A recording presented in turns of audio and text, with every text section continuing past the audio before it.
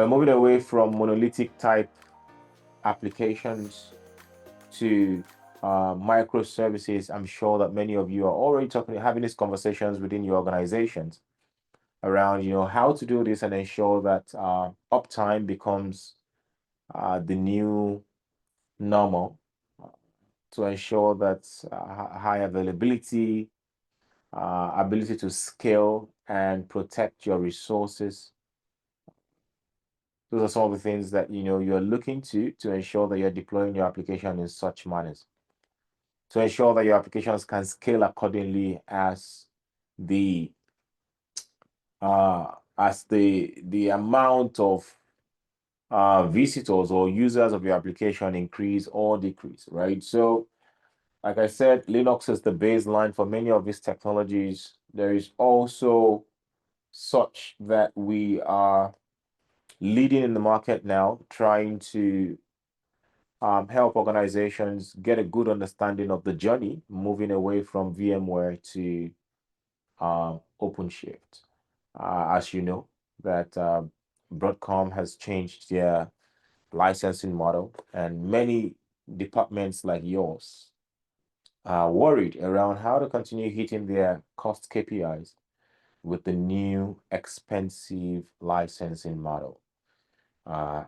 And you may be hearing it here for the first time, but with OpenShift, you can now manage not only your containers, you can manage your regular virtual machine workloads, your VMware workloads within the same portal and handle them as though they were containers. Good morning. Let me welcome everyone. My name is Dayo. I'm the team lead here at Virtual Nigeria. I'm a Red Hat certified instructor, and I am a Red Hat certified examiner. Both the only Red Hat certified examiner in West Africa. And as you know, and as some of you may have seen in the movie before coming in here, that there is still only one Red Hat certified training partner in the region. Ensure that you're not wasting your money and getting subliminal training that may not be able to get you the kind of certifications or the experience that you need, especially because when it comes to training or partnership models, Red Hat has a few sales partners that can, sell subscriptions to you, but Red Hat has only one certified training partner where you can take your training, you can take your certification. If they can't provide certification for you, if they have to, send you elsewhere and whatnot, it's a good way to know that there's some games being played on the hood. Let's get started for today. And the model for getting engaged today is to ensure that, it's a bi-directional session. I want to learn from you as you learn from me. As you know, that Linux and its commands are very, very robust. I can't know it all. I learn every time in every bootcamp that I lead or every training that I have deployed since about a decade and a half ago. I have been a Red Hat instructor. And for every time I lead a training, I get to learn something, from our people. So please do not hoard the information. Please continue to share and ensure that we are having a stronger ecosystem. And then over time, towards the end of our session, we would have something amazing for the most engaging person. Some of you are attending our bootcamp for a second time, so you know how we do. We ensure that somebody gets the prize for being the most interactive or the most engaging. As we get started, I wanted to see if anyone here has gotten time to go through the introductory video that we must have shared with you before now, just to have a good idea of what open source is from this bootcamp's perspective and how we are breaking things down in a way that everyone can understand. Our standard for training is that if you cannot explain it to a 5-year-old, then you probably don't know it yourself. So the only reason why you will be in this training, this bootcamp, and you will leave like you don't really understand what's going on is only if you are younger than 5 years old. As long as you are not younger than 5 years old, I can assure you this will be a good use of your time. All questions are valid. Please ensure that you ask your questions. The only question you end up not asking may be the one that is not valid. But as long as you ensure that you ask that question, it's my job to ensure that the question does not only sound as important as it should. It's my job to ensure that your question is answered properly. So, once we're engaging, please, I would like to hear your name and I'd like to hear your name and where you're joining us from. And when I say where you're joining us from, I'd like to know which firm you're joining us from. And that strategy is very clear to ensure that other candidates can see as well that, oh, there are people from the same industry here, and we can continue sharing as much knowledge and information. I will ensure that someone from mainstream Red Hat will join us before the end of our 3-day bootcamp to bring in some more credibility into what we're doing and see if they can take direct questions from you as well as you continue to look for ways to maximize your investments in Red Hat technologies. So let us get started. Has anyone watched the video, the intro video? Please let us know. Raise up your hand, put something in the chat. I want to know if you've watched the intro video.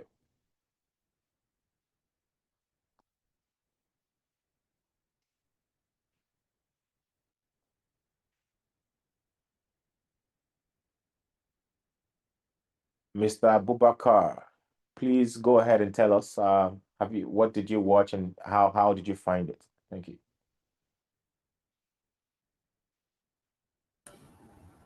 Okay, good morning, Mr. Dayo. My name is Abubakar Ibrahim from Alpha Mid Group. Okay. I watched the introductory video. I think there were two videos. One was talking about the very basics of Linux.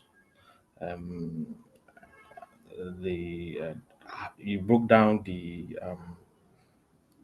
were able to make me understand directory, like in a simple term, file directory, how you related it to real life scenarios, like how each user directory is to like an apartment or thereabout then, and which permission, like you made permission also very understandable, like okay, who for each file, who has access to it, what can they do, whether they can execute it or not, and I don't know, so many, you made everything very easy, like it was very basic explanation. Thank you very much. If there is anyone else that wants to share their experience, this is the time. Uh, Mr. Abubakar from Alpha Mate, thank you very much. I must say that I understand that you have busy schedules and this bootcamp happens right in the middle of your everyday push and back and forth at your firm. I would really recommend that you watch those videos. Those videos are not only simplified, they help you with a good foundation of what you're learning today. And I know some of you have joined us before, but I want to prove something to everyone. So if you've joined our session before and you understand what I'm about to talk about, please pause and don't speak. Let others speak and let them get a good experience with this. So what I'm going to say is that in the technology world, um, as tech professionals, there are many big professional jargons that we throw around. And at times we just get on and learn on the job and just, you just have an idea of the basics, but you don't really understand, to the foundation, right? To the foundation. So that has an effect on how you apply your knowledge to that technology and also how you are able to integrate that technology with other technologies, right? And that's the reason why, at times certain technologies just seem like a big deal or you have this certain phobia for it. Now, like I said, If you do not understand it, if you cannot explain it to a 5-year-old, then you probably don't know it yourself. So my first question is, there are certain words that we throw around. We have an idea, we know what it is, but we want to see if you can explain it to a 5-year-old. Okay, so please, the first challenge to you today, no answer is wrong. We're having a great time. This is a great way to ensure that your time invested here is giving you the best return on investment. So my question to you this morning is, how would you describe or explain what a server is to a 5-year-old? And I know some of you that have been in this bootcamp before, so please, we're not gonna, have you answer. Yes, people like Benga, you're in our Ansible class, and I'm happy that you're here for our Linux class. Benga, you want to introduce yourself? Okay. Hello everyone. My name is Benga Idowu. I'm an IT security engineer with Dangote Industries Limited. Okay, thank you very much. So please, I want some of you to come up and tell me, how would you explain a server to a 5-year-old? This is time to start engaging because we have gift for you at the end of the day. And the gift that we're having is nothing less than $1,000 worth. So please, this is the time to engage and ensure that we have a good interaction. Please, let us hear you. How would you explain to a 5-year-old what a server is?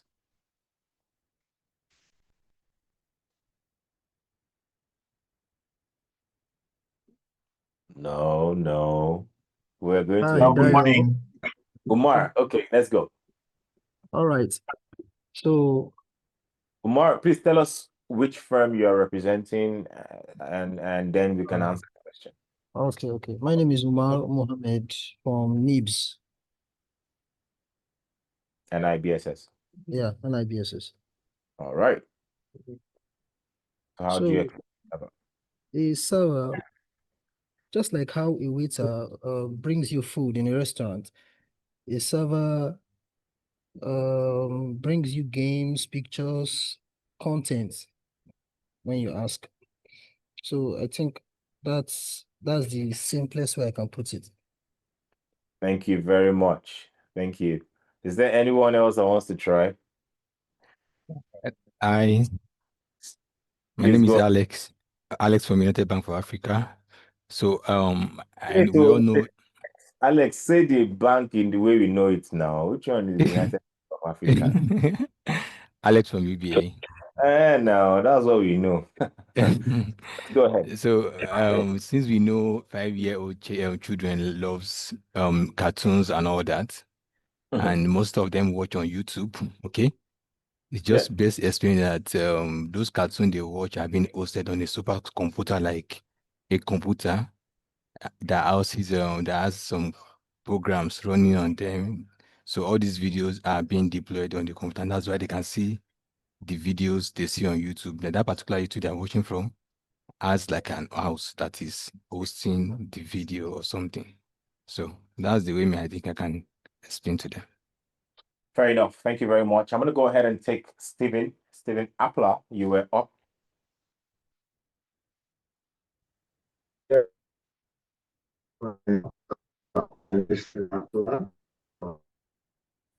Stephen, you're breaking a little bit. Okay, can you hear me now? Loud and clear. All right. I said I'm Stephen Appler from Alphamate Group. Okay. I think a simple definition of what a server is like what helps like a web server that sends a page to your browser. Like a web server that sends a page to your browser. Or Stephen, you can 5 years old, though. I'm 5 years old, though. What's web server? okay. Sorry. Okay, powerful computer program that provides service to other device or like to your phone. All right. Thank you So very much. Chris, please go ahead. You'll have your hand up. All right. Can you hear me? Loud and clear, Chris. Let us know where you're joining us Alright, from. my name is Christopher Ibe. I work with Zenith Pension Custodian, part of the IT team.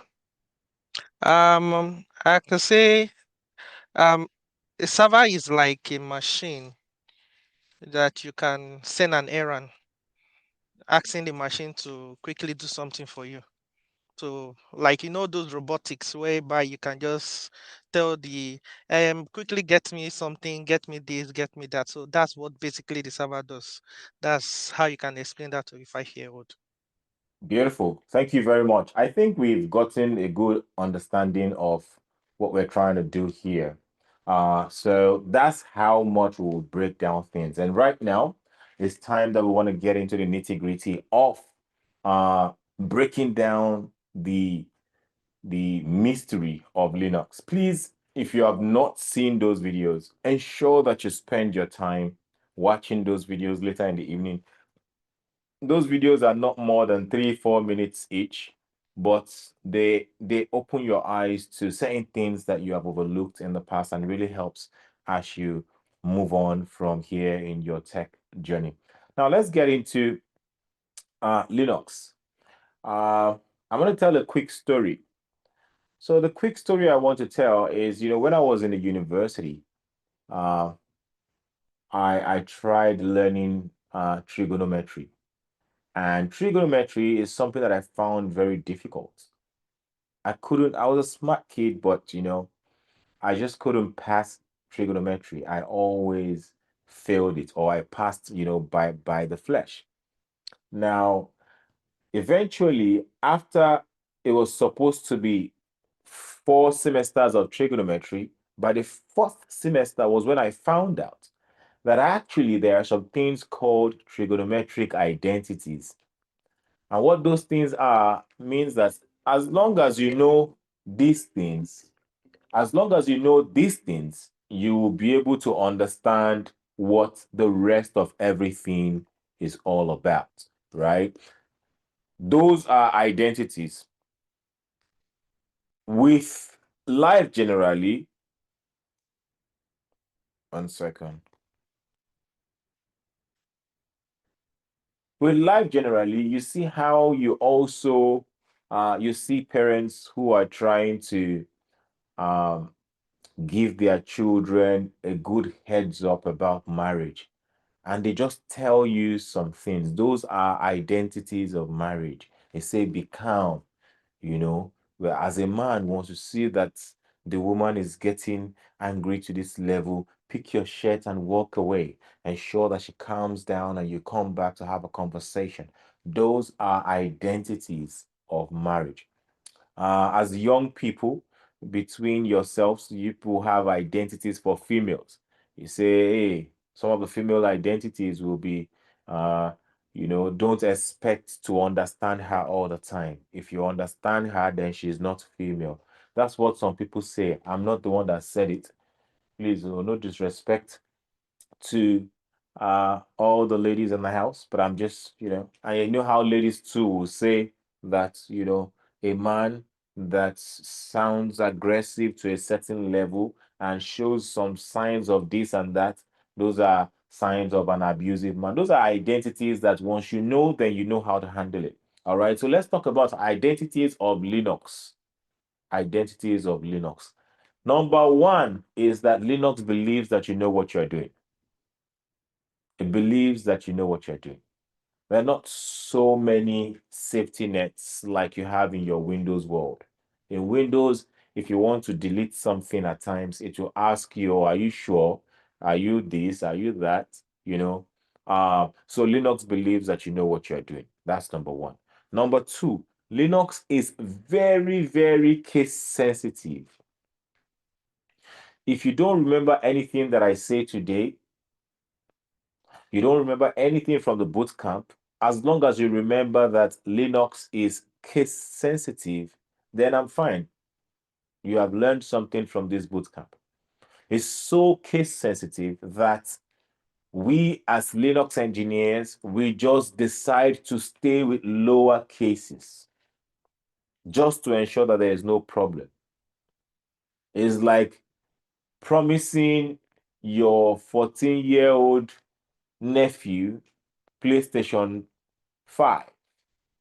And for almost a year, you continue coming to the house and you are not coming through with the PlayStation. Then you are looking for trouble. Big, big trouble. All right. So you trying to mess with, capitalization in Linux is going to bring you trouble. Not only trouble at a personal level, trouble at an organizational level. So we stay with lower cases when it comes to Linux. Not because you cannot do it in other ways, but because you want to stay away from trouble, right? You can use upper cases. There are times that upper cases are being used for certain reasons, but it's just preferred that you stay with lowercase so that there will be no troubles. Now, let me try to see if I can show a few things on the whiteboard. All right, this whiteboard, I believe that if you touch a screen, everybody might be able to do something, but please try to stay away from that just so that I can ensure that I pass the knowledge across properly. Okay, so try not to interact with your screen because I'm using another machine here, so I don't want to deactivate everyone. Anyway, so if you look at your screen, you can see that, let's look at Precious.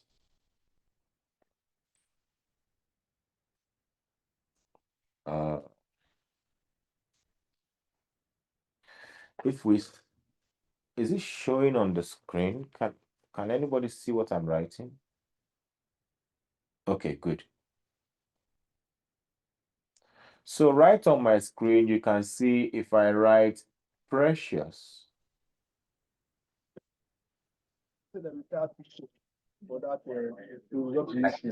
yes, for the direct debit, instead of them checking is that blockable, then we check that blockable. Help me. For starting the record, check for this ticket, check the record before starting to the. So instead, we need to Please help me, Abraham. Abraham, can you please help me?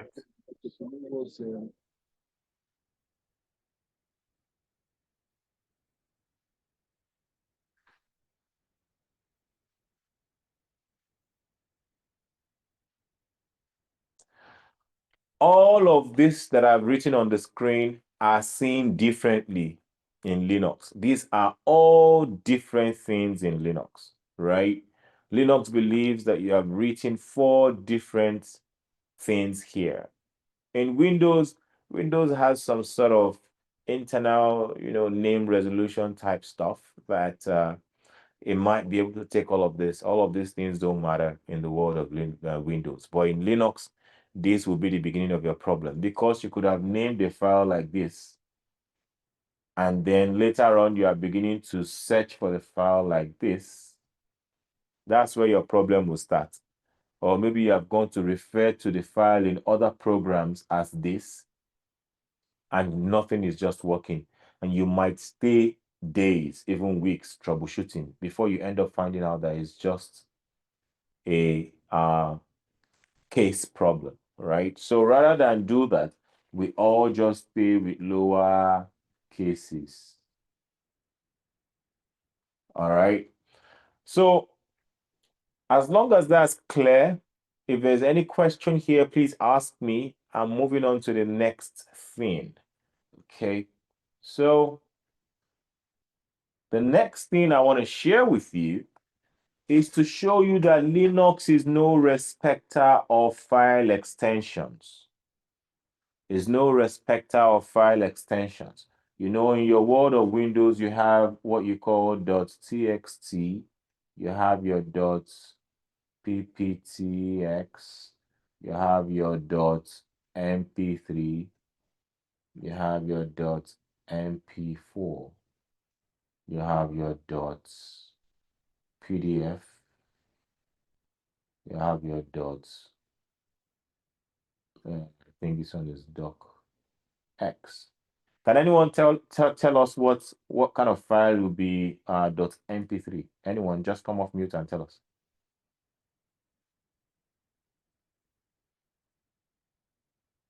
Anyone? An audio file. Audio, thank you very much. And lastly, let me ask, what of this one?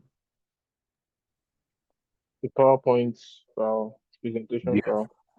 Beautiful, thank you. So all of these name file extensions, they will die a natural death in your Windows world, okay? Because in Linux, you can have a file like this, file 1, and this file can be anything. It can be a video file, it can be an audio file, it can be a text file. You might have a file named like this. 1 second, let me say file 1 dot mp4. In a Linux world, this can be a PowerPoint or it can be a PDF. This naming convention is only for your own consumption.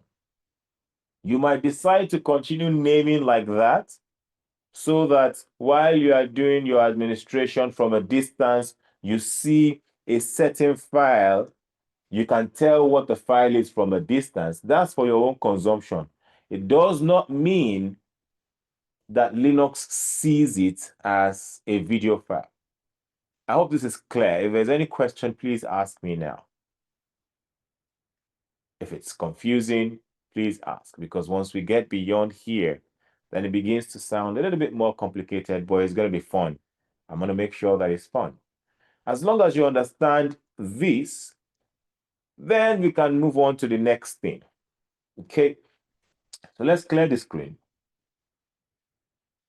And let's quickly get into the proper Linux. Now, in Linux, there's something we call command. For those of you that are Linux administrators already, don't worry, we'll get to the point where you will also enjoy this class. So this one might seem boring to you, but I just want to ensure that you're carrying everyone along. In the course of our training, if you see me use this character here, this character, I'm just using it to denote space, space bar, just so that you do not, because at times when you write a command down, the hardest thing for people to do is to be able to identify if there is actually a space here or not, okay? So with this is very helpful in ensuring that it is clear that there is a space here. After. All right, so that there is a space here. Now, the structure of a Linux a Linux command is a Linux command on the command line is there's a command here, and then there is what we call an argument.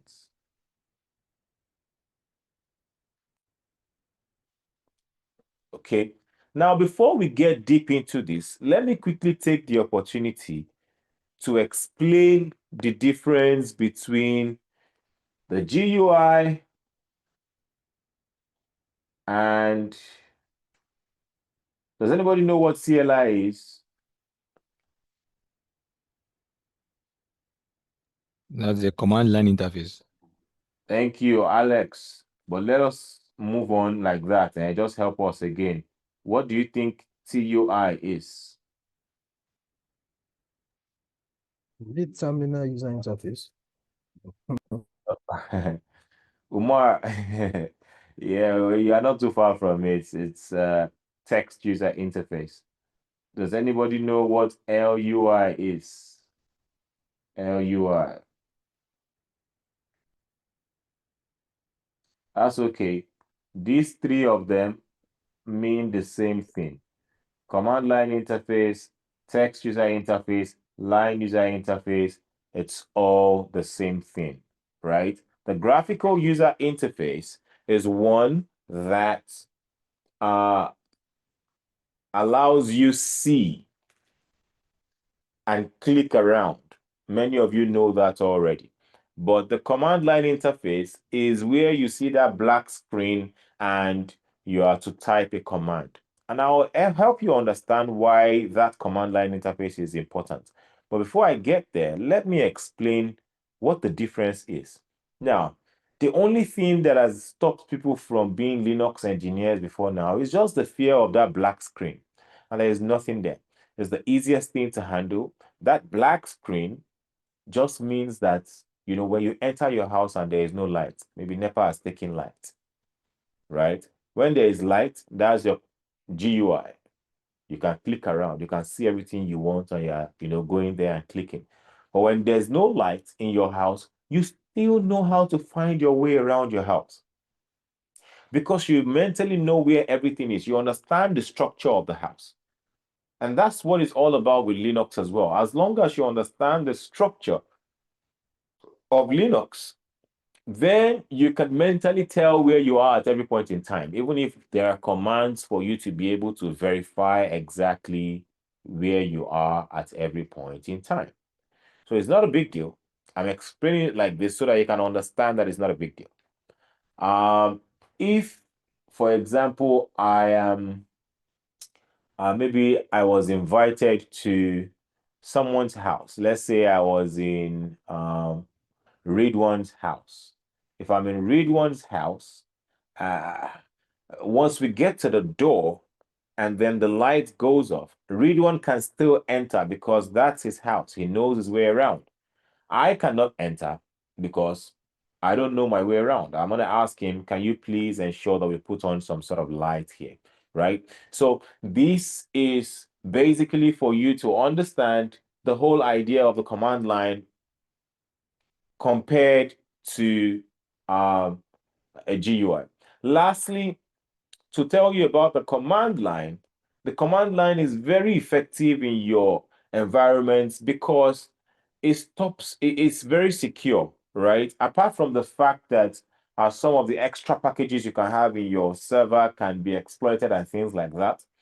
If a lady, for example, that you're, you know, that is your colleague who is not in the IT department, you know, decides to come and say hello to you at your desk, and then I know this will not happen normally, but this is just hypothetical. And then you stand up to go and get a cup of coffee, and then she decides that, oh, let me just quickly check my email on this computer, or let me check Facebook or whatnot, right?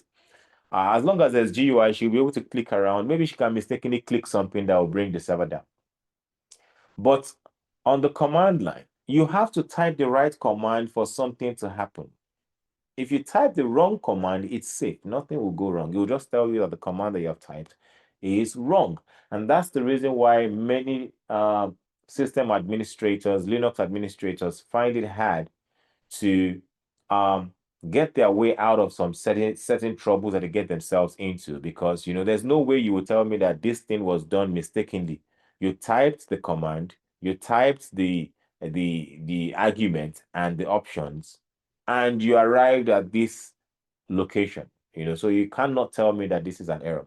So let's go back to our screen, our whiteboard, and quickly dive in a little bit more on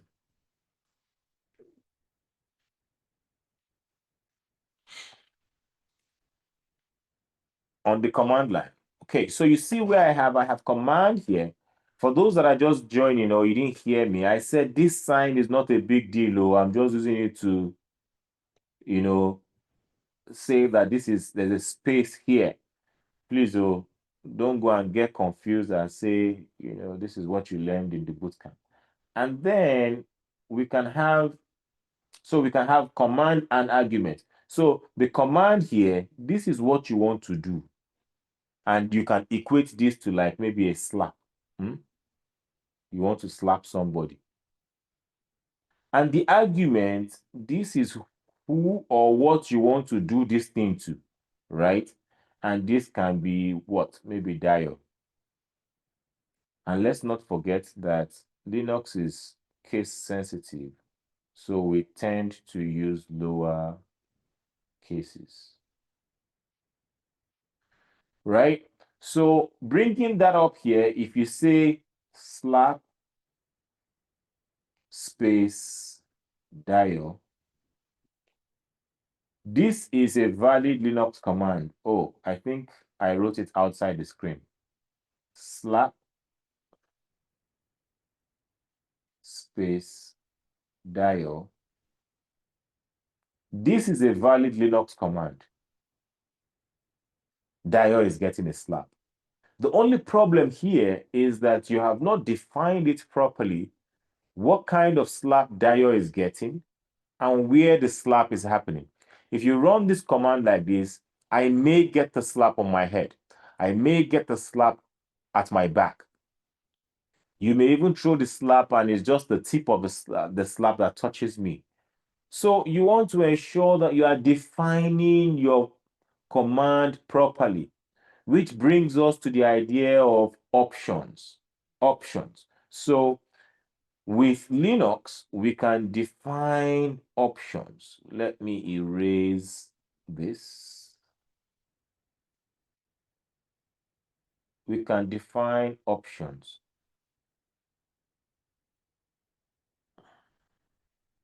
So to define options, this is what the structure looks like. So it now becomes command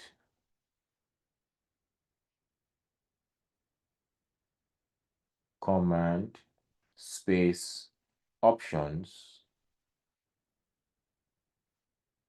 space arguments. And what options do is that they help you define the argument even better, right? So that means that if you so the options, there are two types of options, right? There is one where you have it as a single letter, for example. Let's say, you can have it as a single letter, or you can have it as a full word.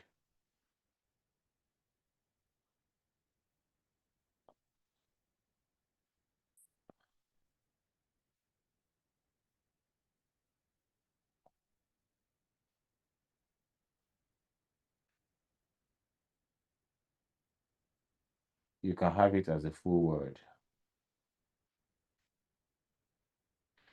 And when you have it as a single letter, you have it looking something like this, hyphen, say D, which is the letter, right? If it's a full word, you have a double hyphen, right, before the full word, which would be like maybe, let's say back.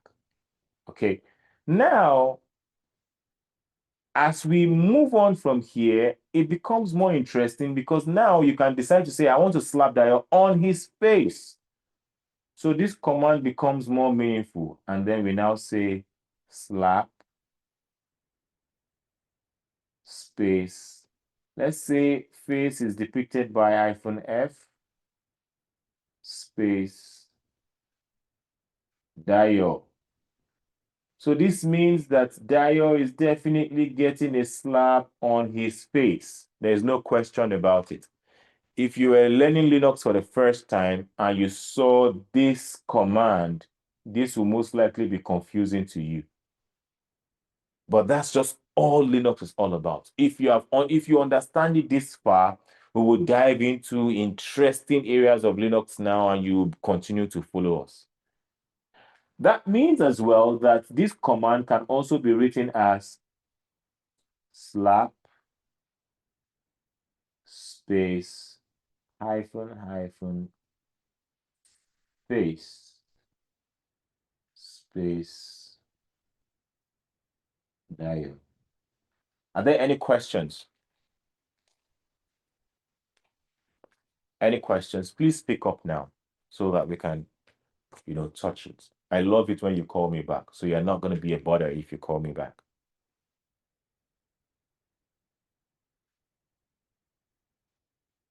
Do you all understand so far? Please, just to ensure that I'm getting the right engagement and I'm still connected to y'all, if you understand this far, please put a comment in the chat. If you understand, please put number 1. If you do not understand, put 0. If you are unsure, put a hyphen. All right. It looks like we're getting the responses. Good. Everybody understands. So it looks like we're now going to dive into the deeper sides of Linux. Linux is very, very interesting. Okay. So if you want to take a screenshot, now is the time. I'm about to wipe the screen. All right. 1, 2, ready. We are wiping now. Okay. So now that we understand command and arguments, that means that we can, Dio has really wronged you. So that slap, he needs to get it. So we can say slap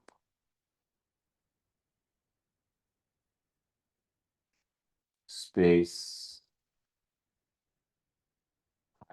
-F space Dio. Now, let's assume that you wanted to slap Dio on his back. And, the option for back is -B.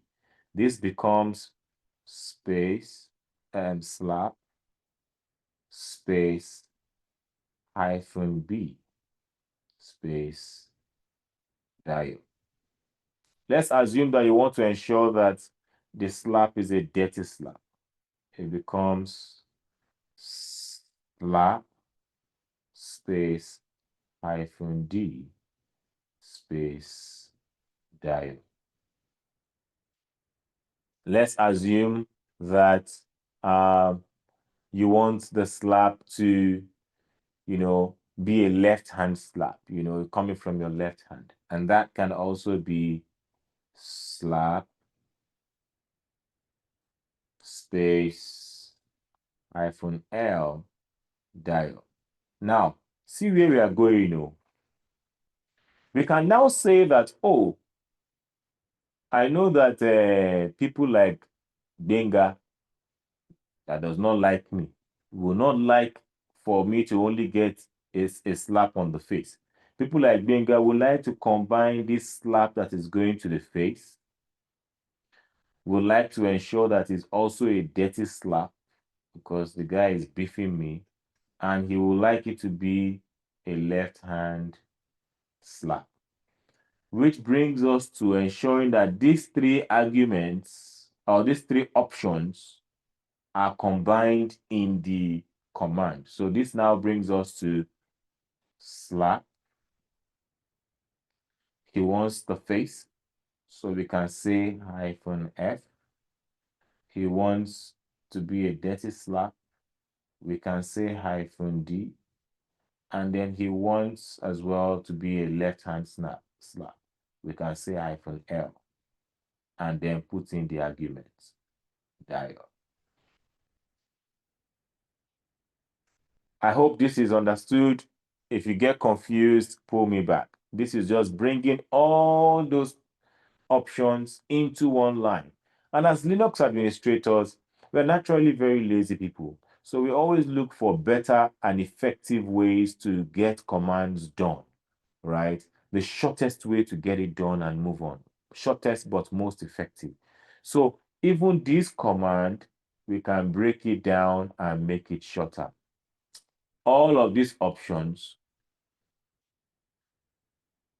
we can combine it into one body of options. And then the whole command now becomes slap space -FDL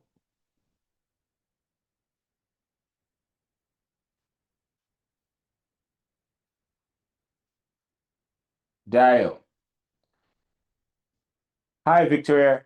Victoria says that her audio keeps cutting out in seconds. Is this the same with anyone else? If you can hear me clearly without H, please put in a 1 in the chat. If you are experiencing issues with my audio, put in a 0. Victoria, You can see. Victoria, I think is on your end. I think my audio is okay with everyone else. But if there are parts of this training that you missed, it's not a big deal. If you watch the videos that we put out, you will be able to get it. And also you can reach out to our team and we can think about seeing how we can provide some of the recordings to you. All right, so everybody understands how we came to slap -fdl dial, because this is the sharp way to do things now. So you see, this command, and this command has been broken down into this command, and then has been broken down into this command. That's how interesting Linux is.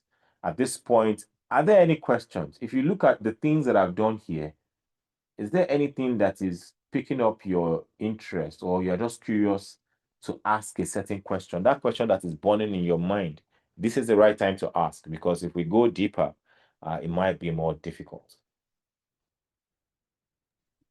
Okay, yes. I do have a question. Harold speaking. Yeah, Harold, what firm are you joining from? FCMB. FCMB, beautiful. Harold, let's Yeah. go. Okay, I know this is the more like the startup phase, right? We're trying to get some things defined. But then my question is it that when we use, for instance, F represents the phase, Yes. the system already knows that F is phase, Yes. right? Okay, okay. I just want to get that clear, because if we're saying -fdl, this is an example. It means that that word is already defined somewhere. It's recognized before we can say F. Exactly. This All right, is just thanks. an analogy so that you can understand the structure. But there are Okay, some okay. commands within the kernel already that the kernel understands and interprets properly. And as you get into the Linux world, those options, there will be a help command that you can use in checking all the options that are available for this particular command, and it helps you get things done faster, smoother, and very effective. Okay, sure, you're welcome. All right, if there are no other questions, I would like to move on to the next thing. I'm going to give 10 seconds more to see if anyone else has questions. This is the time. This is not the training where you keep quiet. This is the one where you want to ask questions and ensure that you are, understanding. Let me give Victoria a second to see where you are at. Victoria, where are you with this? Are you still able to understand what we're talking about generally, even if the audio is patchy?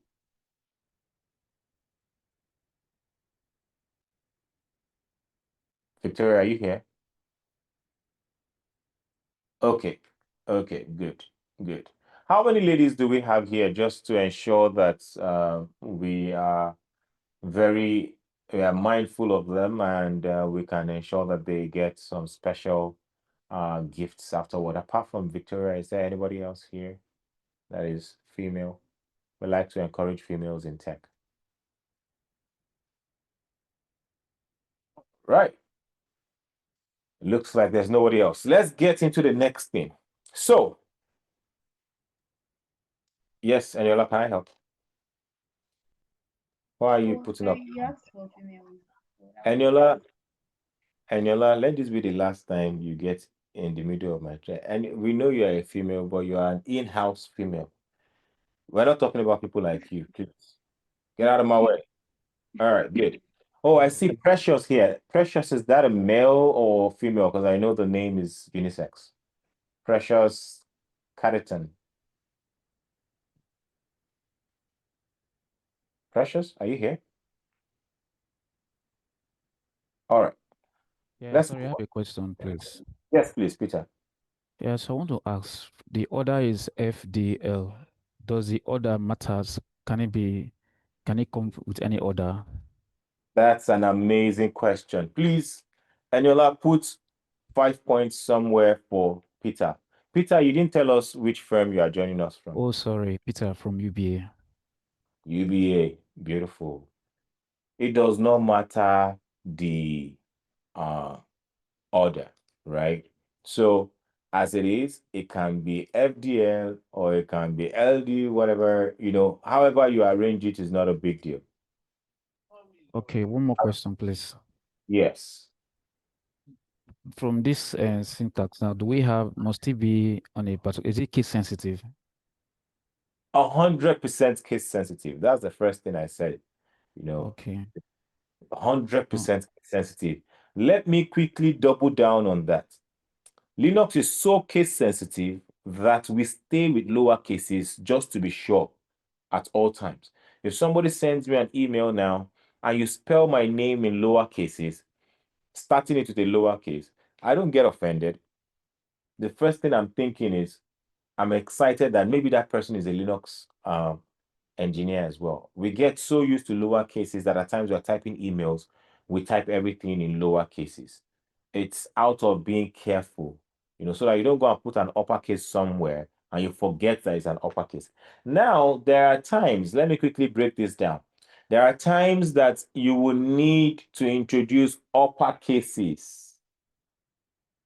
Uppercases. I like that you asked that question. That reminded me. There are times that you have or you need uppercases. So, for example, these options that we have here, the uppercase version of this F would most likely mean something different from the lowercase version. The uppercase version of the D will mean something else.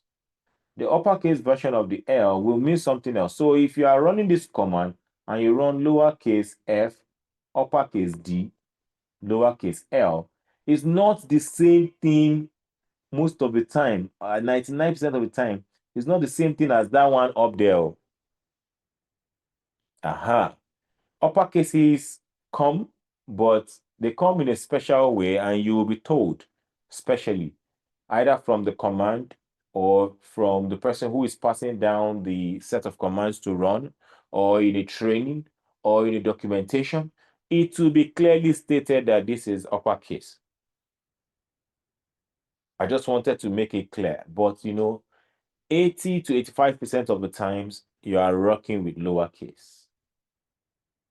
I hope this is clear. Yeah, it's clear. Thank you very much. I appreciate it. All right, good. Anybody else has any question before we go deeper? Yes, so not really a question. So it was more like before you got to the part of combining the options, I actually like had the thought that okay, can't we just combine them together? But what came up in my head was slap, then space, then hyphen F, hyphen D, hyphen L, then space, then dial. That was what I was picturing before in my head. Or you give us the slap space hyphen FDL and hyphen dial. So if I hear you right, you're saying that it should have been like this in your head. iPhone F, iPhone D, iPhone M. This would have been Yeah, an so F. okay, because that's what I was thinking of in my head before we got to combining the options. Yeah. Yeah, that would have been an error. It would have been an error. Okay. It's either you are putting it like this, iPhone F space iPhone D space iPhone L, or you are putting it like this, iPhone FDL or iPhone DL. Doesn't matter the order. All right, all right. So we're learning how not to write a Linux command. Yes, sir. Thank you. All right. Let us proceed and jump into the next thing. I like this class. I really like this class. Let me tell you a quick story. Sometime in 2011, either 2011 or 2012, I was at the Red Hat office in Germany, in Stuttgart, Germany. I was getting certified as an instructor and as an examiner. You know how they do train the trainer type course, right? And they said to us that when you're training people, ensure that you make them feel good. Say nice things to them. you know, tell them they're beautiful, this, that, and that, and that. But, for this cohort, this is not even, I'm not taking from that training or what they told me. I'm telling you the truth from the bottom of my heart. This is the most knowledgeable cohort I have ever handled. The kind of questions you guys are asking is amazing. I have never handled a cohort more knowledgeable than this. Well done, Benga. All right, let us move on. Let us begin to look at the structure of the directory structure of Linux. This is where things may get confusing. This is where things may look funny. And it can only look confusing or funny if you are not hearing me. As long as you're here and you are listening to me, it's my job to ensure that at the end of this boot camp, you are having very good conversations with Linux professionals. You will still need to end up coming for a formal training to get to the certification area, but you will be able to have a comfortable level of conversation with your colleagues in the office, and that knowledge gap will not be there anymore. All right, let's look at the Linux directory structure.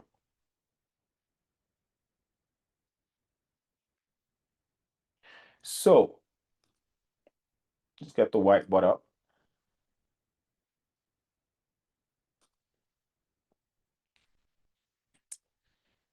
So I remember when I was young, when things were still, calm and rosy and chilled, we will go to the village and we could spend the whole day plucking fruits and surviving on fruits. Hi, Olufemi. Olufemi, you want to say something? Okay. Olufemi, are you here? Were you telling me something? No, I mistakenly turned on my mic. Sorry. Yeah, and I like your mic. It's very sharp. What firm are you representing? From UBA. My people. Olufemi. All right. Thank you very much. Okay. So I was talking about the fruits that we had in the village, right? So forgive my drawing.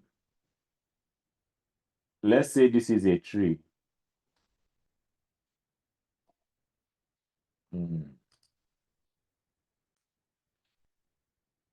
Let's say this is a tree.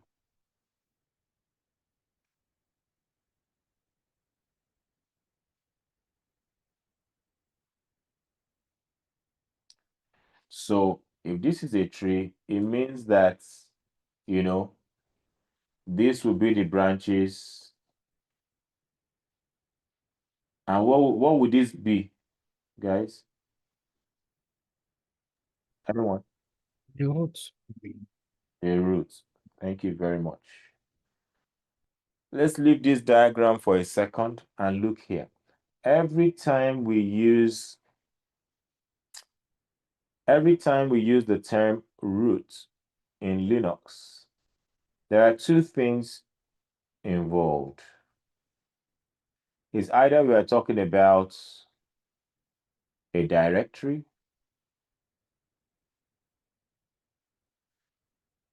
and for those of you that are coming from the Windows world, when we say directory, we're talking about folder. Let's just be clear. But from now, we'll be using all these nice terms, just for people to think that, you're a professional. So say directory. What's in that directory? I renamed that directory. Those that are not Linux administrators will think that, this person is up there, once you start using those terms. So directory, if we say root, we're either talking about a directory or we're talking about a user. And if it's a user, is most likely a super user, or what you people in the Windows world call administrator. But I would say that root in the world of Linux is kind of more, I can say it's stronger than even what you call administrator in your Windows world, because remember that I said the identity. Linux believes that you know what you're doing. Okay, so it's either a directory or a user, which is a super user, the strongest user, the administrator, right, is root. But 98% of the time, when people are saying root in your environment, they are referring to this one. Because not often do we have to refer to this one. This one is usually very silent most times. You just need to know that it's there. Okay, so let us get into the Linux directory structure. All right. So remember that tree. Linux is like the directory structure of Linux is like an inverted tree, a tree that you turn upside down, right? So that means that we'll turn that tree upside down now, and it becomes this.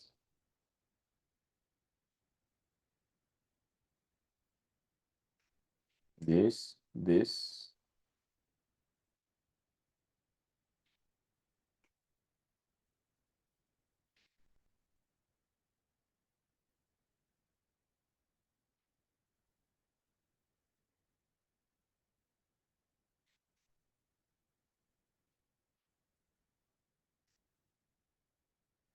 Okay, so this,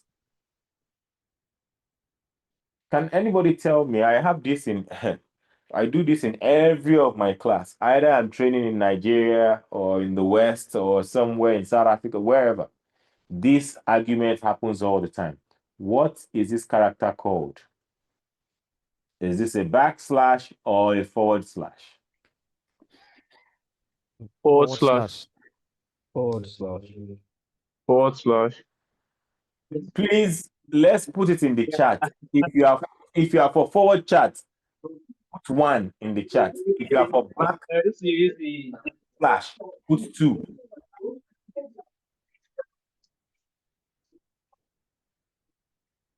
Feel free, or don't follow the crowd, though. If you feel this is backslash, put 2. If it's forward slash, put 1. Actually, he has explained. Hey, sorry, a mistake. Who I want secondly is better. Inga, we can hear you abusing us.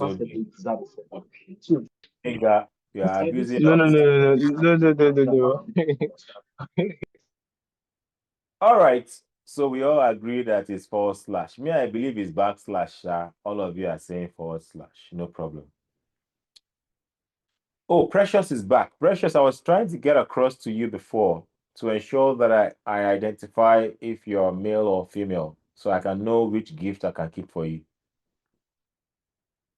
Precious, you want to introduce yourself? Female. Good. What firm are you representing, please? She is from Uniform Bravo Alpha. All right. Thank you very much. Eniola, I hope you are keeping tabs of the females. They need to get something special at the end of this session. Okay. So what I want us to now look at is, let me reduce this. So this forward slash that you guys have voted is what we use in representing roots. And this roots is, we're talking about here is a directory. What you call folder.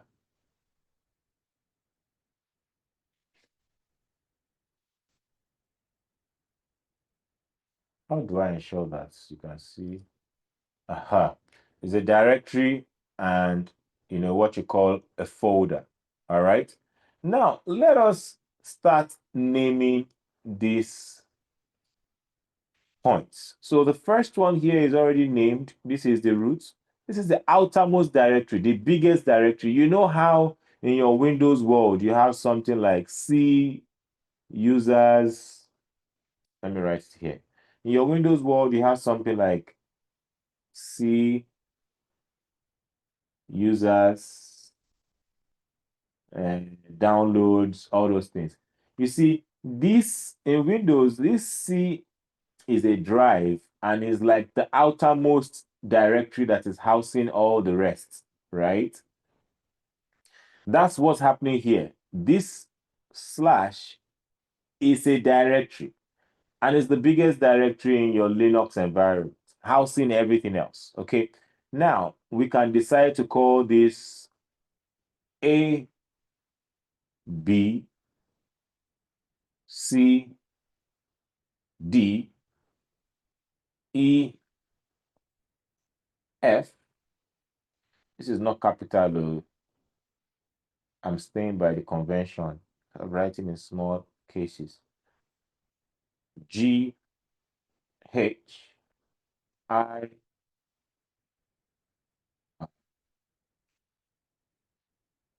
J, K, L. So this is what Linux directory structure looks like. That means that this directory is housing this directory and this directory. So this A is inside here. This B2 is inside here. So that means if you open this directory, you will see directory A and B inside. This C is inside A. This D is inside A. This G is inside C. This H is inside C. Like that for the rest of them. Okay? So let me remove all these confusing things.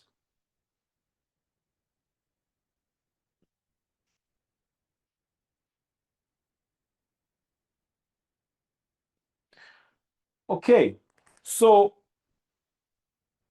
this brings us to discuss what we call paths. What we call paths, which is P-A-T-H-S, paths. In Linux, there are two types of paths. We have the absolute path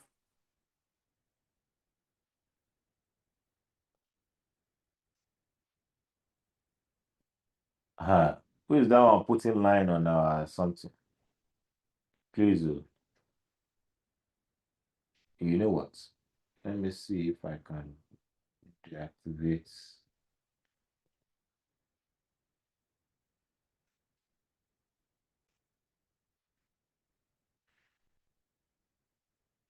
All right. So there is absolute path, and there is what we call relative path. And when I say relative here, I'm not talking about your village people.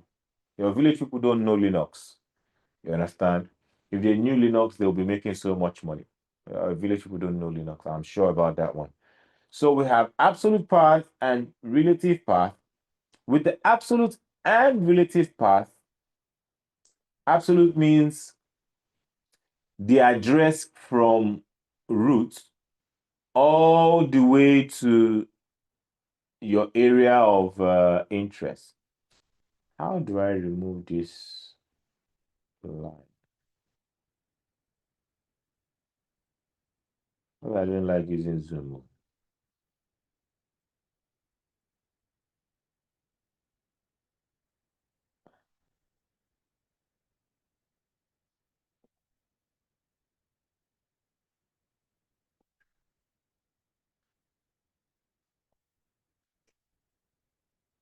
Okay, good. So let's go back to, where is my pen?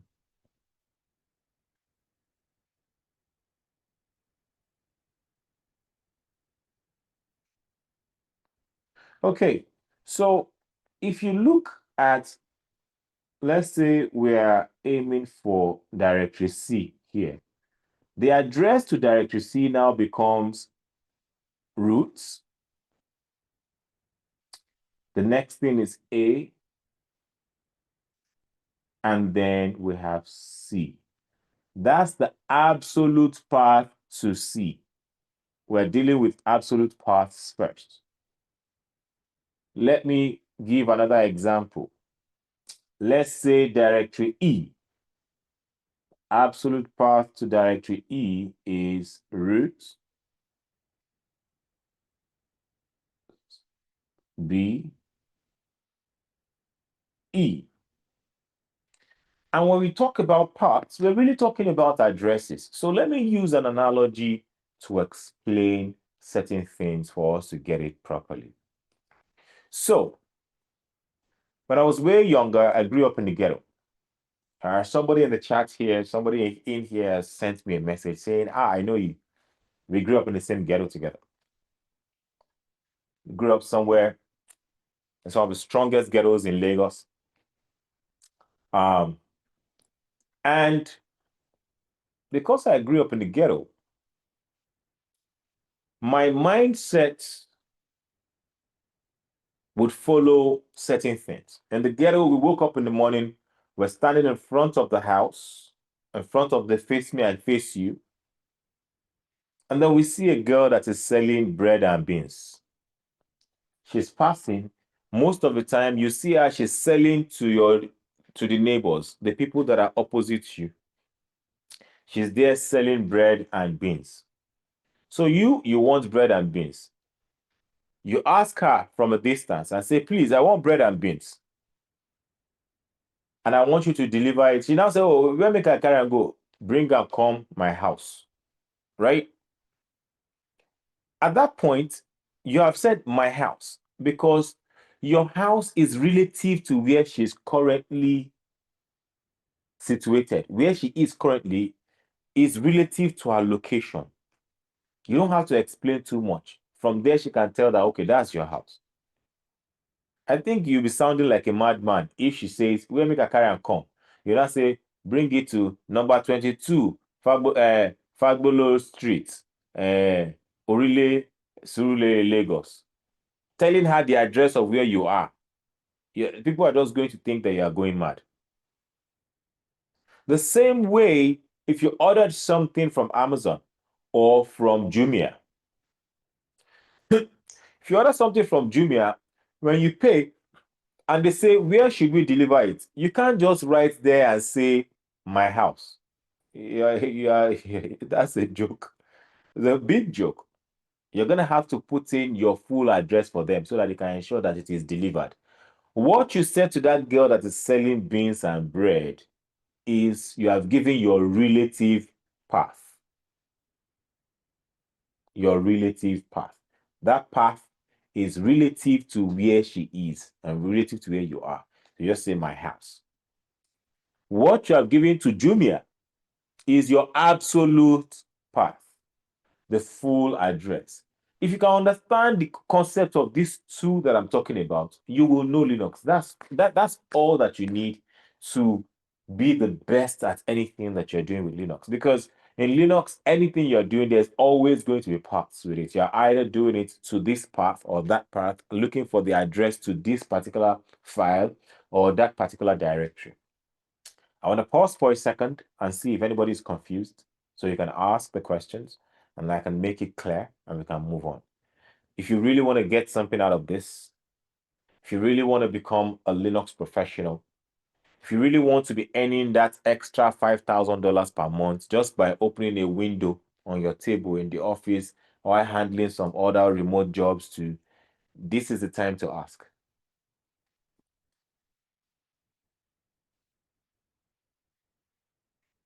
No questions? Okay. I assume that you understand 100%. But if you want me to explain again, please call me back. That's what I love the most about my job. I like to answer questions. So I'm going to let you get in the chat. If you understand absolute and relative parts, please put a 1. If you do not understand, put a 0. If you are still sitting on the fence, put a hyphen.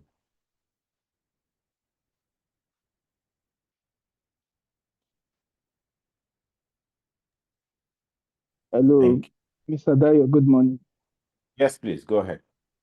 Yes, this is Raphael from Nine Mobile. Thank you, Raphael. Ask your question. Yes. Can you please, this absolute and relative, can you use a Linux example? like your change directory. Let me see.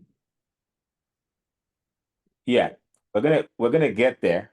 I want to ensure that people understand the basics. You can see that some people are just still sitting on the fence, and I appreciate that you let me know, just to ensure I can break it down a bit more. Maybe tomorrow or next, we're gonna have Red Hat joining us. I want to ensure that um, you know, by the time they join us, they can tell that you guys are on a certain direction with this. Let us get into this again. Let me explain it differently. I really appreciate you mentioning that you're not clear. All right. Let's just no. Let's just drive this up. So let's look at the path to, say, L, for example. So the path to L will be, wait, at least you can tell how I'm pulling out the paths, right? Can somebody tell me what the full path to L is? Anyone? Yeah, so that would be roots. Uh-huh. That'll be roots, then B, B, then forward slash F, then forward slash L. L. Good. Let's assume that we now have 1, 2, 3, 4 here, right? And I'm going to 4. That means that all I need to do is add 2, 4, right? This is a path. There's nothing serious about this. It's just an address. You're just saying from roots, you will see B, enter inside that B. You will see F, enter inside that F. You will see L, enter inside that L. You will see 2. Enter that 2. You will see 4. All these things you are seeing here, they are directories, folders. Let me put it that way so you can understand. Folders, they're directories, right? And then this first root 2 is a directory. So that means that this folder, this B folder, is inside this root folder. But all these other slashes, they are not directories, though. Those ones are just delimiters to say that this one is inside this one. This one is inside this one. This one is inside this one. This one is inside this one. It's like we are talking about your house. Your house is, let's say, 7 Tony Street. So let's say this is Lagos.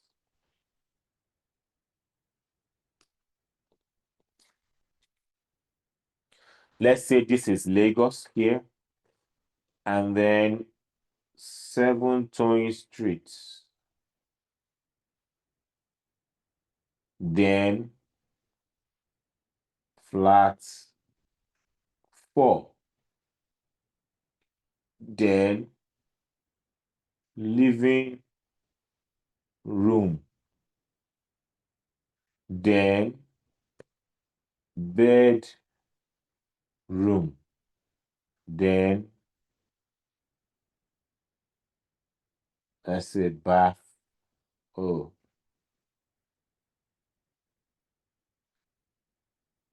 let's say bath. This order, you know that you must get to number 7 Tony Street first before you enter your flat, which is flat 4. Before you get to the living room, before you get to the bedroom, before you get to your bathroom. So if Harold was my colleague and then he says, oh, I just landed from the US, before getting into the office, I need to quickly have a bath and I can't find my house key. All I need to do is give him this address, right? This full address. So he knows that once he gets to 7 Towing Street, just giving him this, he knows that once he gets into 7 Towing Street, he will get into flat 4, he will get into living room, he will get into my bedroom, and then he will get into the bathroom. This is the absolute path, the full address. That's if I was in the office and he was telling me that in the office, right? But if I was not in the office, let's assume that maybe he is my neighbor. He lives in flat 1. Will it make sense for me to start telling him if he wants to use my bathroom? If I do I need to start telling him, go to 7 Towing Street? No. He already lives in 7 Towing Street. He's also in the flat 1. He has just lost his key. So I can just say, enter my living room. Go to my bedroom. And go to the bathroom. This is a relative path based on where the both of us were standing. The path is being generated in relation to where we are. We were in the compound of this already, this 7 Towing Street. This is a relative path. If I went to visit Peter and I'm in Peter's living room and I say, Peter, please, I need to use the bathroom. Peter does not have to give me this full address. I'll be wondering, is everything okay? Because I'm already sitting in his living room here. So Peter will just say, just enter that bedroom. You will see the toilet, the bathroom by the right. Now, this is a relative path based on the fact that the both of us were already in the living room. With this explanation, if you are still confused on the difference between absolute path and relative path, please put a dash or a 0 in the chat. If you understand it, put 1. I'm happy to spend my whole day doing this because we are actually way ahead of our where we should be. You know, we are way ahead of the curriculum, so we still have some good time to break into it. Don't look at the fact that people are saying 1 that they understand. If you don't understand, please let me know. Okay. All right. It looks like everybody is claiming to understand in the chat, but let's try something else. Okay. Let's try something else and let's work together, my people. Salim, please let us know which firm you are representing and ask a question. Hello. Yes. I'm representing Ecobank Tanzania, part of Ecobank Group. Okay, great. All right. So I just had a question on Yes. this part of relative and absolute part. If you Yes. if you log into any Linux model like Ubuntu or Linux Red Hat, your present working directory, I believe that will be a relative path. Your present working directory is always an absolute path. It's an absolute path. Oh, okay. An absolute path is getting the address from the beginning. Okay. All right. Absolute is in the word. Absolute. Getting the address from the beginning.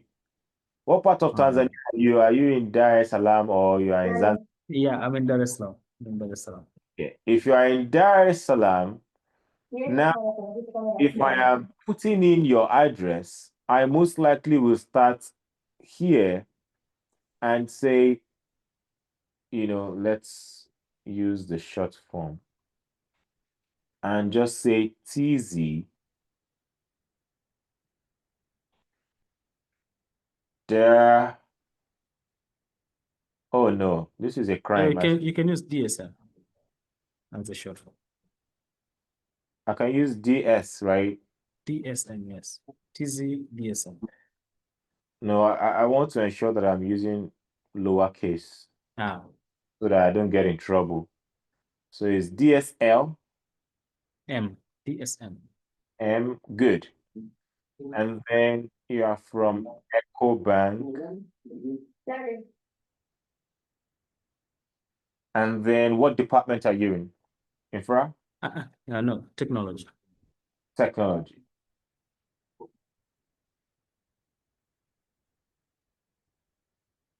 And then Salim. This is an absolute path for me to find Salim. Okay.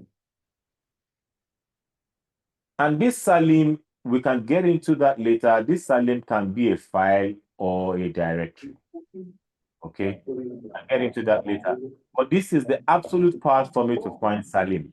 If I am actually your colleague in EcoBank, say maybe I'm in HR, my name is Dio. My own absolute path will be /tz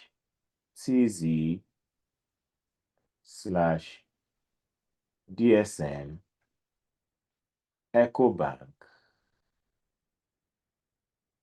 HR Dio. If I'm looking for you in EcoBank within the same organization, I'm trying to refer to you, I will tell our colleagues, look for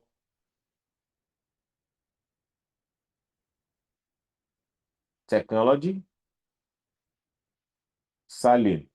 This is a relative path. If I start telling everybody in EcoBank this full address, at times they will think I'm mad. Now, I don't mean that you cannot use this all the time. You can. If you have the power and the energy, right? You can. That's what we call Lizarazu Onishe in Yoruba. We say Lizarazu Onishe. Lizarazu used to be one footballer back in the day that he used to go, when he shoots the ball, he will go and help the opponents pick it from throwing, from over. He was everywhere. And people will call him Lizarazu Onishe. That means you have plenty energy, but it's okay. It's still going to work if you use this full address. But because you're always under pressure, you have KPIs to hit, you have things to get done in time, it makes more sense to use relative paths. Okay. But the absolute path is still going to work, it's just longer. Another good example is, say, let's say you're trying to get into your bathroom here.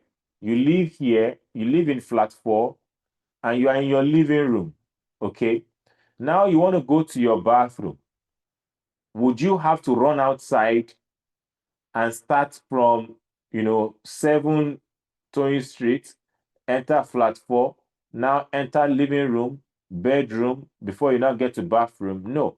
From your living room, you can just decide to enter your bathroom through your bedroom, right? From bedroom to bathroom.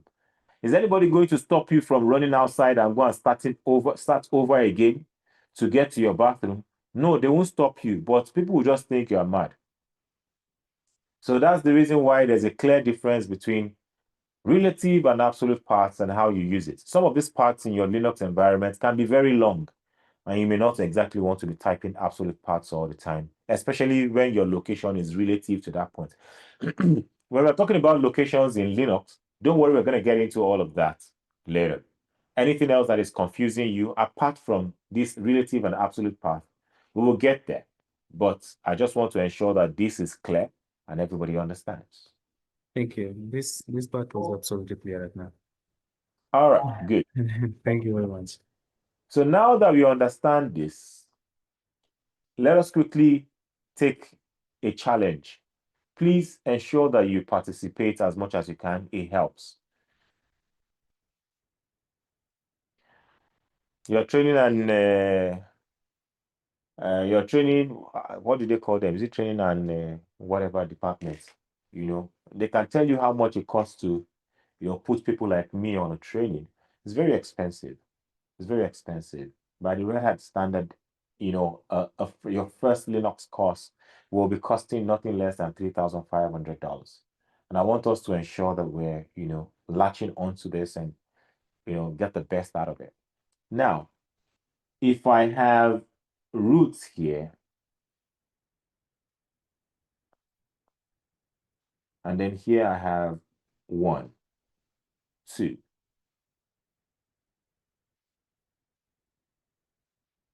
3, 4, 5, 6, 7, 8, 9, 10, 11, 12.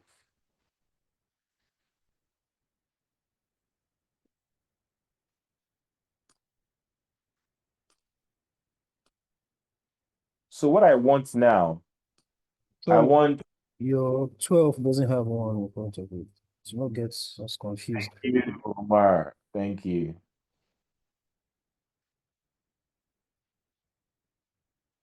But let's even make it more confusing.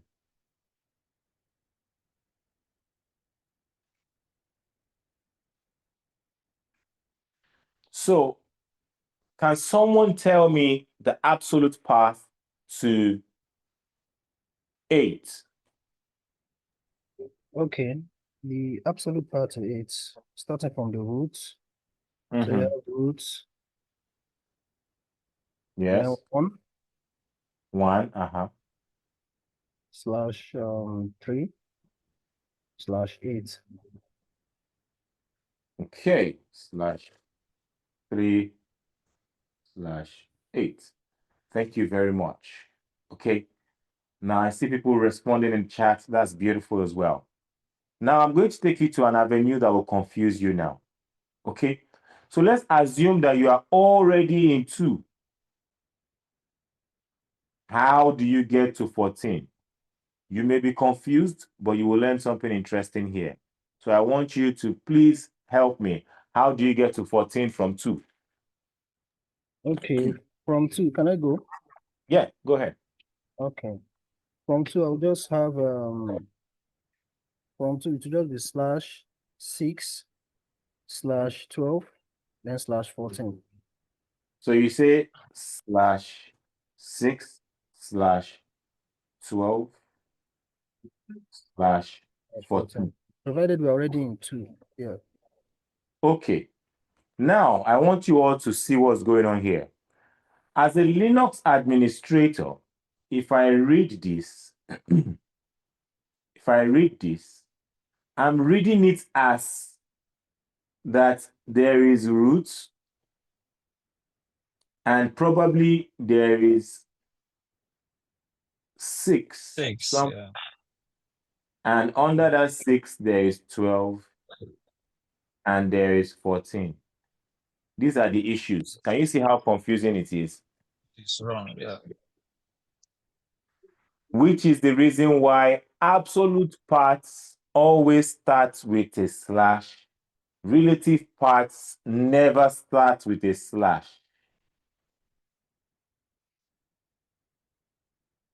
So, if you are already in 2, the next thing you want to do is just go ahead and say 6 /12 /14. Because while you are in 2, once you type 6, the kernel will look for 6 and to find it because 6 is inside 2.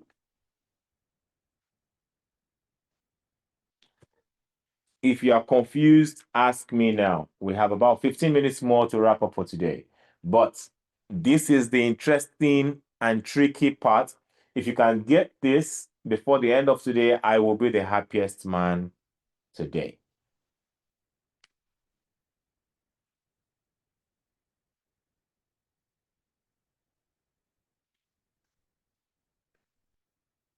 So let's get in the chat. If you understand this, put in a 1. If you don't, 0. If you're on the fence, put in a hyphen. You know the drill. Be true to yourself so I can explain. Thank you very much, Christopher. Thank you. Anyone else on the fence? All right, good. Let me quickly take this again for Chris. So what I said is that if I have root here, and I have A, I have B, C, D,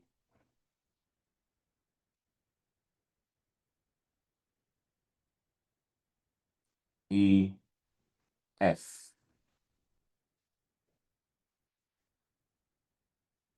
If this is what I have, right?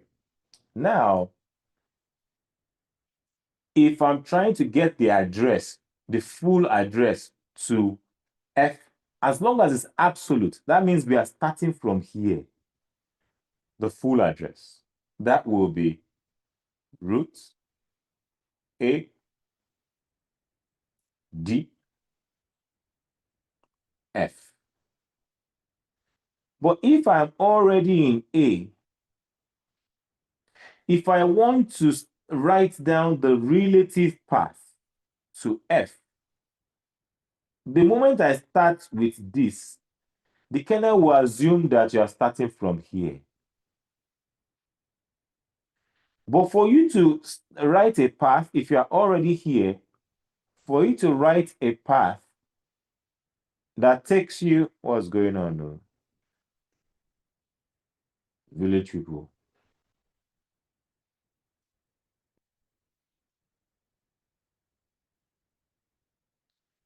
So for you to write a path that starts from A and getting towards D, you must not start with this. Nothing is appearing on the whiteboard. Can anybody see my whiteboard? Let me stop and reshare.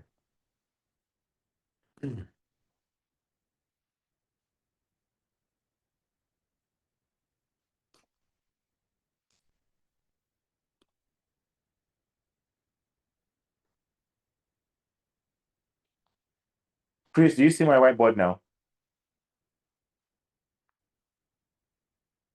All right, good. So let's start over again. Let's start over again. So what I have said is that if I have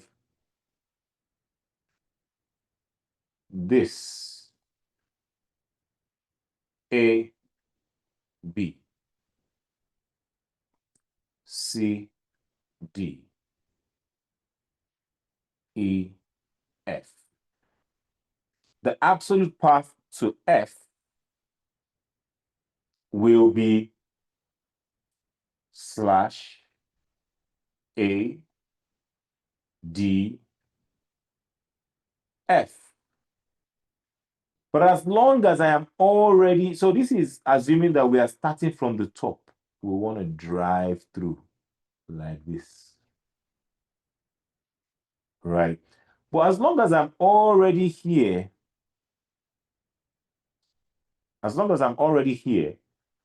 I don't need to start with a slash. If I start with a slash, I'm confusing the kernel thinking that I'm starting from here. So I must just mention the name of the next directory like that, right? And that becomes D/F. Now to break it down further, let's look at these three slashes in this absolute path. See, this.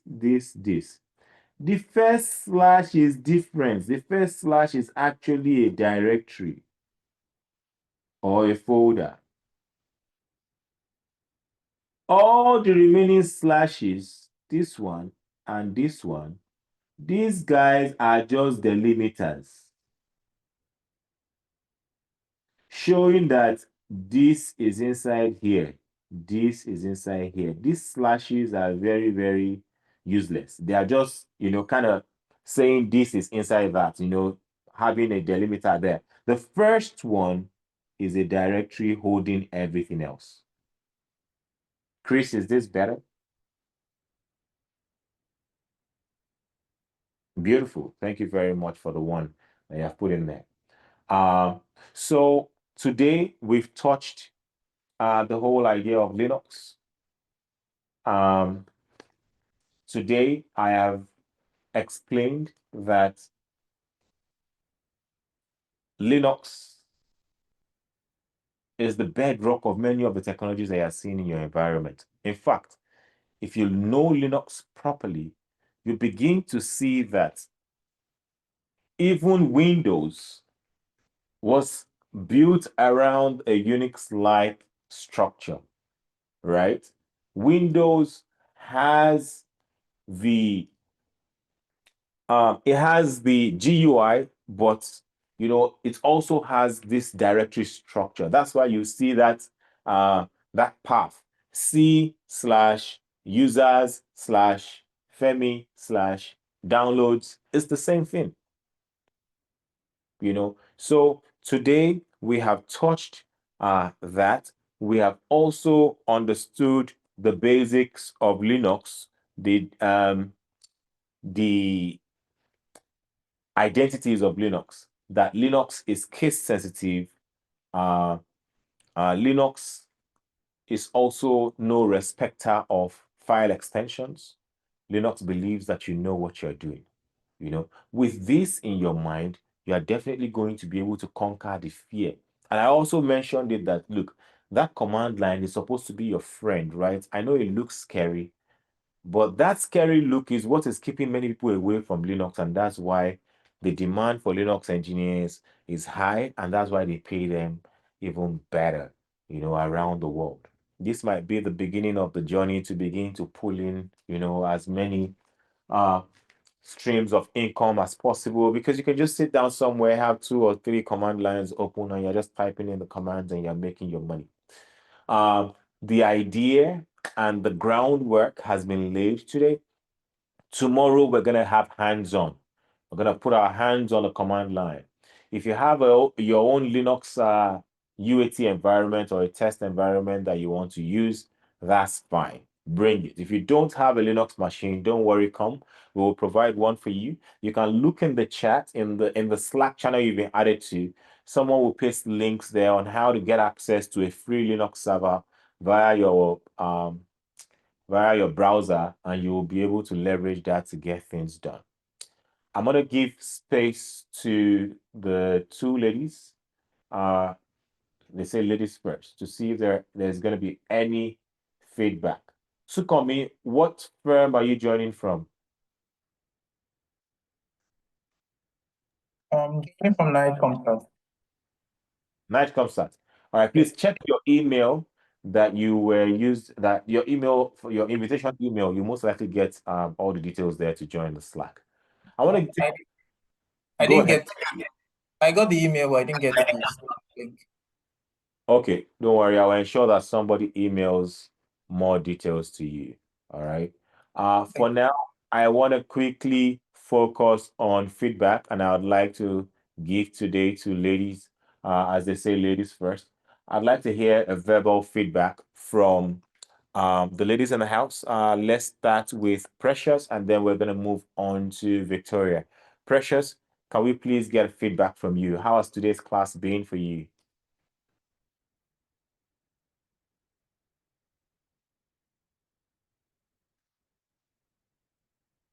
Is Precious here? Yes, I'm here. Good afternoon.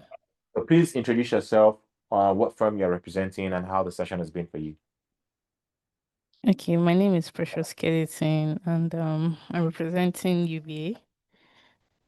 Right, so the session has been interesting and knowledgeable, I must say. Thank you for the knowledge you've passed to us, right? So,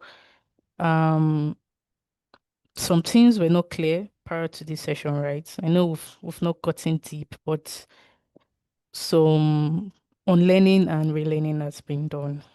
So thank you very much. Oh, thank you very much for that. Tomorrow looks more interesting. We're going to get hands-on tomorrow. We're going to go on to Victoria and hear from Victoria. How has the session been for you as we come to a close today?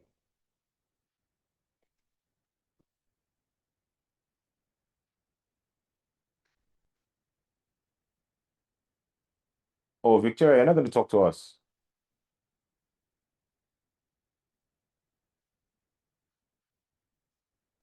Victoria, we're waiting for you. We just want to hear from you. We want to be sure that it's a real human being behind.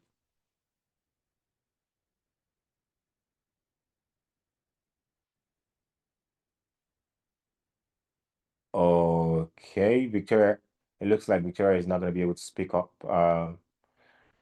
We do things like this to also, verify and be sure, the people that we have in the session, because this is a very carefully selected group of attendees, approved by Red Hat as well.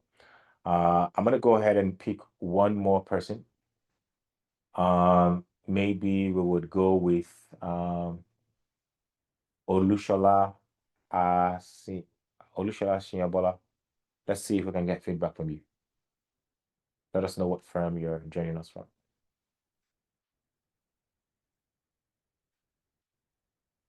Is Olushola here? Okay, Olushola is not here. Let's go back to Nado. Nado, is that how I say your name? Is it Nado or K Nado? Can we hear from you? How's the session been for you? Yeah, hi, Dio. So this is so my name is actually Kojo, but I think he just took my initials. Yeah. So yeah, it's been a good session. Very And what firm are you representing? E-process.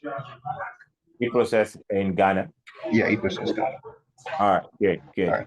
Yeah. Thank you very much. Look forward to seeing you guys tomorrow. This has been a wonderful session. Tomorrow will be more hands-on, and we're going to deliver a lot of interesting commands tomorrow together. Thank you very much, everyone, and have a wonderful time.